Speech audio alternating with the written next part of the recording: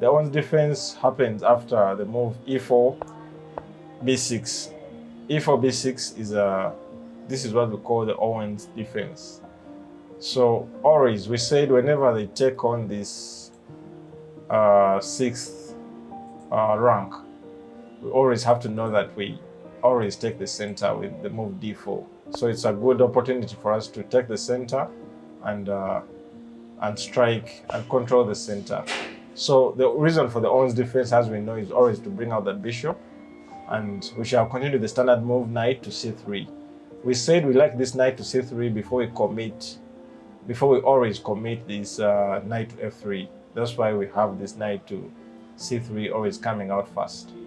So one of the common lines you should expect is at this point is e6, and always watch out. One thing I'll have to emphasize in this video is to always watch out to protect this pawn on e4. This pawn on e4 is a very precious pawn that you should always and always protect. So protect it with the move bishop to d3, and they always try to bring out this bishop to strike to take away this knight and weaken the e4 pawn. But as we say, just stick to the rules. Now we can develop our knight on f3. At least the pawn is very well defended. And right now, when this knight comes out, you should now really watch out that the e4 pawn is not safe because the knight on c3 is not available since it's pinned. So you choose to defend the pawn, or another method is to just defend it with the knight, but it seems to be a longer, since we are blocking the bishop on c1, let's go with the queen to e2, and then we expect the pawn to be attacked, but we can still castle. They take our knight, trying to weaken our pawn on e4 still, but this time we have a tactic. We can throw in this pawn push, attacking the knight.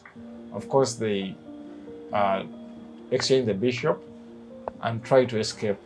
But the good news is that even though we've lost a pawn, we have a bishop pair, and a bishop pair, as I always say, a bishop pair is a bishop bear. It's very strong. You can stop their castling plan. Temporarily, they can still block, but be confident that your bishop pair is really activated with all these plans to really attack the king's side in case they castle. Please feel free to, you can start with this pawn, and you can feel free to always attack the king's side. So the game can continue on like that with a beautiful game. So in such a position, back to the Owen standard position, in such a position, we also always expect some other moves like, apart from e6, which you've seen, please always remember that g6 is also available. We expect a move like g6. But with a move like g6, the double fianchetto, I have a friend, a good friend of mine, Rogers, who likes playing the double fianchetto. But with such guys, just attack immediately with such a move h4, disorganizing their plans on both sides. Of course, they'll continue with that plan, but this move will really always disturb Black's camp, as you can bring out your pieces with peace and chase away that knight, kick back that bishop, and then when it falls back, you can see that Black has very tangled up pieces, like tangled wires. So this is really a very beautiful game for White, as Black is being crushed in the center. The king is uncastled, everything is just not in the right place. So this is a very beautiful structure which can continue, and White should be winning a game easily like this. So another position you can look up at apart from these two moves is knight to f6.